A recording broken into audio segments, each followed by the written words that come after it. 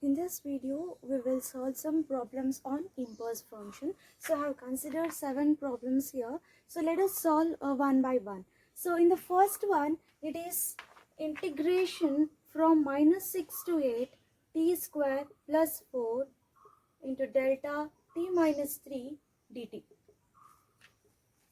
So you know the formula, that is the time shifting property of impulse function minus infinity to infinity x of t into delta of t minus t naught dt, that will be equal to, when you substitute this is equal to 0, t minus t naught is equal to 0, that means t is equal to t naught.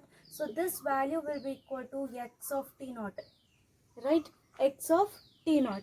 And another thing, it must be like if you have any interval, that is t1 and t2, okay, this is interval. So if it is equal to one of the intervals, that is t naught, if it is equal to t1 or equal to t2, then it will be not defined. Or if it is outside the limits, that means if it is less than t1 or if it is greater than t2, then it will be 0.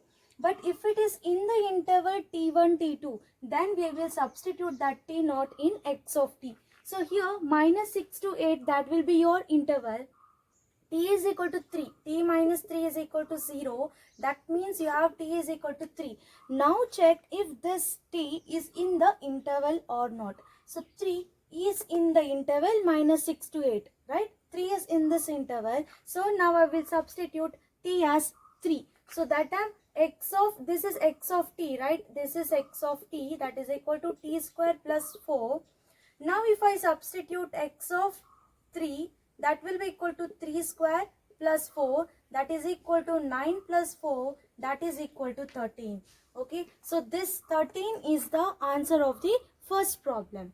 So next I have consider integration from minus pi to pi cos square t into delta t minus pi by 4 dt. So here again it is of the form minus pi to pi, you have x of t, then you have delta of t minus t naught dt. Once again the same formula. Now check if t naught, that is nothing but t is equal to pi by 4 here, if it is in the limit. Yes, minus pi to pi means it is in the limit. Pi by 4 is in the limit. So now I will substitute, this answer will be equal to x of pi by 4. X of pi by 4, x of t is equal to cos square t, right? So now x of pi by 4, that will be equal to cos square pi by 4.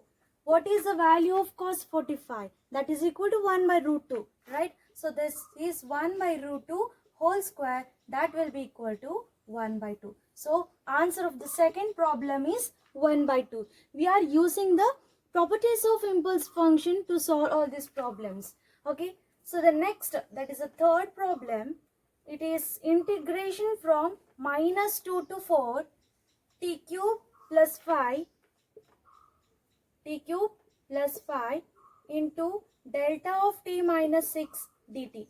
Once again, this is of the form t1, t2, x of t, delta of t minus t naught into dt. Okay, so this is a formula. Once again, it is the same formula which is being applied in this problem. Now check if t minus t naught is equal to 0, that is t is equal to t naught, if it is existing in the interval. So here t is equal to 6, right? So is 6 in the interval -2 to 4? No, because 6 is greater than your upper limit 4. Okay, that means here t naught is greater than t2. In that case, what happens? Your answer will be 0, right? So the answer of this will be 0. This is 1 by 2, this is 13. Okay, so next I will consider the fourth problem, that is integration from -6 to 5 t minus 2 delta of 2t minus 4 into dt. Now we are going to use the scaling property of impulse function, because this is of the form delta of at minus t naught, right? Delta of at minus t naught. In this case, you have to take the a, that is the coefficient of t common. That means you will get t minus t naught by a. So this is of the form delta of at, which is equal to 1 by mod a delta of t. So this is your scaling property, right? So here delta of at, that will be 1 by mod a. Here this is a shifted function, so it is t minus t naught by a. This will be delta of at minus t naught. So this is the formula that you have to apply now. So apply it here. Delta of 2t minus 4, that is equal to, taking the coefficient of 2 common, you will get t minus 2. That means delta of at. So here 1 by a, 2 comes outside. This will be delta of t minus 2. Okay. Now you substitute in this. See, minus 6 to 5, t minus 2, you have 1 by 2 delta of t minus 2 into dt. So this is a constant which comes outside. Your minus 6 to 5, t minus 2, then you have delta of t minus 2 dt. Now apply the formula. Like, check if this t is equal to 2 is in your interval. T is equal to 2. Yes, it is in the interval minus 6 to 5. So I will substitute t is equal to 2. Now this is your x of t, right? So x of t naught, that means x of 2 will be equal to 2 minus 2, that is equal to 0. So answer will be 0. Next, consider the fifth one. This is nothing but it is the product property of your impulse function, right? X of t into delta of t, that form, but it is shifted here. So it is of the form x of t delta of t minus t naught, which is equal to x of t naught into delta of t minus t naught.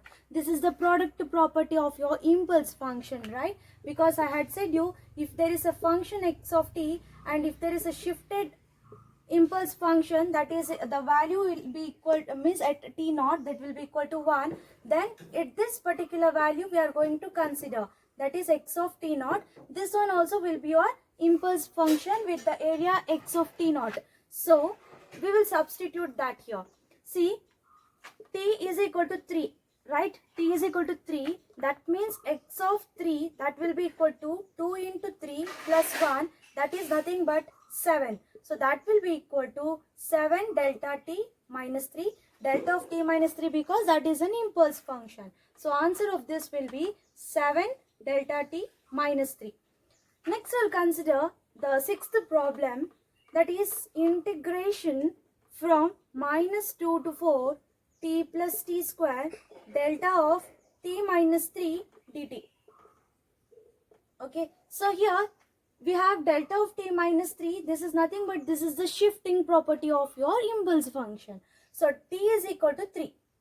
Is this in your interval minus 2 to 4? Yes, we have that in our interval. So I will substitute in x of t. So t is equal to 3, right? So it will be t plus t square, where t is equal to 3. So you can consider 3 plus 3 square. So 3 plus 9, that will be equal to 12. So the answer is 12 for this. Next we have seventh problem, that is minus infinity to infinity x of t delta of at plus beta into dt. So just for a second you pause this video and try to solve it by yourself, because we are applying the same properties here, that is the scaling and the shifting property. Okay, so let me solve this now. See, delta of at plus beta. So this is nothing but taking the coefficient of a, t common, that is a, t plus beta by a. Now I will apply the scaling property, that is delta of at equal to 1 by mod a delta of t. So here I will take the coefficient outside. This will be delta of t plus beta by a. Okay, I will substitute that now. Here in minus infinity to infinity x of t 1 by mod a delta of t plus beta by a.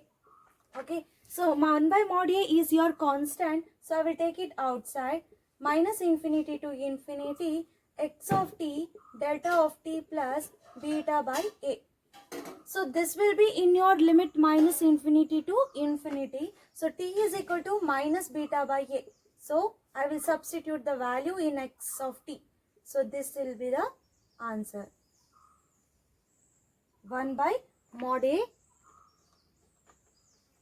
x of minus beta by a.